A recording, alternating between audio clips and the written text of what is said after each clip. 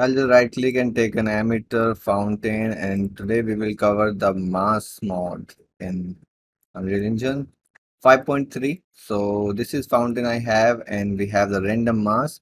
We can use direct, we can increase it a lot, and nothing will change here unless you will add one more module, that is it will just find mass and calculate the size or and rotation inertia by mass. You can use this one also.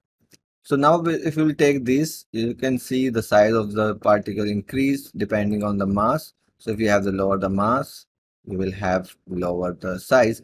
So what is this? If you will randomize it and you will increase one, so which have the more mass, that will be more bigger, the smaller will have lower mass.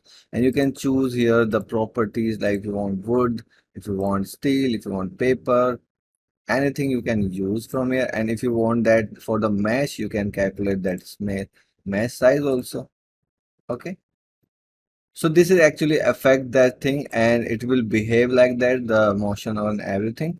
So this is cool thing, but I don't use that much, and maybe you will not require that much unless you will working something like uh, physical, like a simulation kind of thing. uh, Normally in the particle system, if you are making any magical effect or any effect, you don't need that, right?